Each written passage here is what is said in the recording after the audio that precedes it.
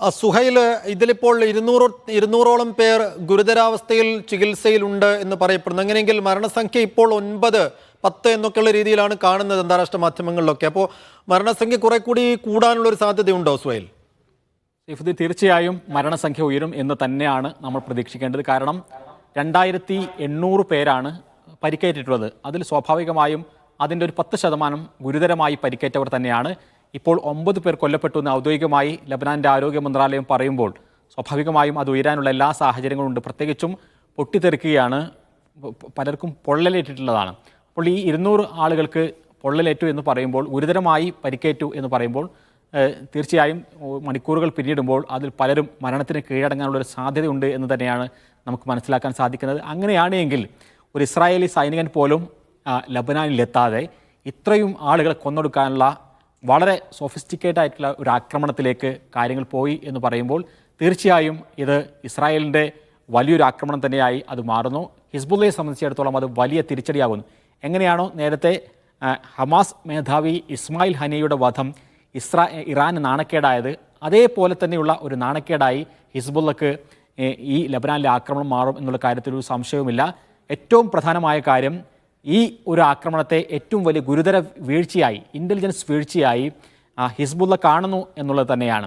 200 ആളുകളോ അല്ലെങ്കിൽ അത്രയോ ആളുകൾ കൊല്ലപ്പെടുന്നു എന്നതിനേക്കാൾ ഹിസ്ബുള്ളയെ സംബന്ധിച്ചിടത്തോളം ഇത്രയും കാലമായി അവർ നടത്തുന്ന എല്ലാ കമ്മ്യൂണിക്കേഷൻസും അത് മൊസാദിൻ്റെ കൈകളിലേക്ക് എത്തിയിരുന്നു എന്നുള്ളത് കൂടിയാണ് ഈ ഒരു ആക്രമണത്തിലൂടെ വെളിച്ചത്ത് വരുന്നത്. കാരണം അവർ ആശയവിനിമയത്തിന് വേണ്ടി ഉപയോഗിക്കുന്ന ഡിവൈസ് അത് മൊസാദാണ് കൈമാറിയത് എന്ന് വരികയാണെങ്കിൽ അത് ഹിസ്ബുള്ളയെ സംബന്ധിച്ചിടത്തോളം അത്രയും വലിയ നാണക്കേടായിരിക്കും.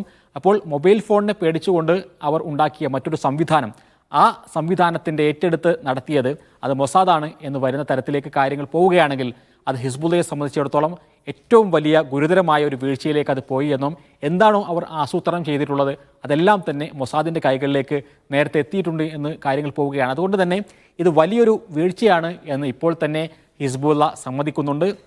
ഇത് യുദ്ധത്തിൻ്റെ ഭാവി ഏറ്റവും പ്രധാനമായി തന്നെ നീറും. നമുക്കറിയാം, ഇസ്രായേൽ ഏറ്റുമുട്ടിയിട്ടുള്ള രാജ്യങ്ങളെല്ലാം തന്നെ നേരത്തെ ഈജിപ്തുമായിട്ടാണെങ്കിലും പല രാജ്യങ്ങളും, അടുത്തുള്ള പല രാജ്യങ്ങളുമായിട്ടും നേരിട്ട് 1960-കൾക്ക് ശേഷമെങ്കിലും നേരിട്ടുള്ള വലിയ യുദ്ധങ്ങളുണ്ടായിട്ടുണ്ട്. ആ യുദ്ധങ്ങളിലെല്ലാം തന്നെ ഇസ്രായേൽ കൂടുതൽ മേഖലകൾ പിടിച്ചെടുക്കുകയും അവരുടെ അതിർത്തികൾ വിശാലമാക്കുകയും ചെയ്യുകയാണ് ചെയ്തിട്ടുള്ളത് എങ്കിൽ ഇസ്രായേൽ തോറ്റുമടങ്ങിയിട്ടുള്ള ഒരു വിഭാഗം അത് ഹിസ്ബുള്ളയുമായിട്ടാണ്. ആ ഹിസ്ബുള്ളയെ തറപറ്റിക്കാൻ പുതിയ മേഖലകൾ, പുതിയ സാങ്കേതിക വിദ്യകൾ ആണ് ഇസ്രായേൽ ഇപ്പോൾ ഉപയോഗിച്ചിട്ടുള്ളത് എന്ന് നമുക്ക് പറയേണ്ടി വരും. പക്ഷേ ഏറ്റവും പ്രധാനം ഹിസ്ബുള്ളയുടെ സൈനിക ശേഷി തന്നെയാണ്. നേരിട്ടുള്ള ഒരു കരയാക്രമണത്തിലേക്ക് ഹിസ്ബുള്ള കടക്കുകയാണെങ്കിൽ അത് ഇസ്രായേലിനെ സംബന്ധിച്ചിടത്തോളം അത്ര പെട്ടെന്ന് പിടിച്ചു നിൽക്കാവുന്ന ഒരു കാര്യമായിരിക്കില്ല. അപ്പോൾ പുതിയ സാങ്കേതിക വിദ്യകളിലൂടെയും അതേപോലെ തന്നെ വ്യോമാക്രമണങ്ങളിലൂടെയും ആണ് ഇപ്പോൾ ഹിസ്ബുള്ളക്കുമേൽ ഇസ്രായേലി സൈന്യത്തിൻ്റെ ഒരു മേധാവിത്വമുള്ളത്. പക്ഷേ തിരിച്ചൊരു ആക്രമണം അത് നേരിട്ട്, ഇപ്പോൾ തന്നെ നമുക്കറിയാം ഹിസ്ബുള്ളയുമായി അല്ലെങ്കിൽ ലബനാനുമായി അതിർത്തി പങ്കിടുന്ന ഇസ്രായേലിൻ്റെ പ്രദേശങ്ങളിൽ നിന്ന് ലക്ഷക്കണക്കിന് ആളുകളെയാണ് അവിടെ നിന്ന് മാറ്റിക്കൊണ്ട് പുനരധിവാസ കേന്ദ്രങ്ങളിലേക്ക് മാറ്റിപ്പാർപ്പിച്ചിട്ടുള്ളത്. ആ ആളുകളെല്ലാം തിരിച്ചെത്തിക്കും എന്നുള്ള വാഗ്ദാനങ്ങൾ നൽകിക്കൊണ്ടിരിക്കുന്ന ഒരു സമയമാണിപ്പോൾ. ഇസ്രായേലിനുള്ളിൽ വലിയ പ്രക്ഷോഭങ്ങൾ, നെതന്യാഹുവിനെതിരെ നടക്കുന്ന ഒരു പ്രക്ഷോഭമാണ്, ഒരു സമയം കൂടിയാണ്. ഈ സമയത്ത് ഇസ്രായേലിൻ്റെ അതിർത്തി കടന്നുകൊണ്ട് ഹിസ്ബുള്ളയുടെ കാലാൾപ്പട അല്ലെങ്കിൽ അവരുടെ കരസേന ഇങ്ങോട്ട് കടക്കുകയാണെങ്കിൽ ഒരു വലിയ യുദ്ധത്തിലേക്ക് കാര്യങ്ങൾ പോകും എന്നുള്ള കാര്യത്തിൽ സംശയമില്ല.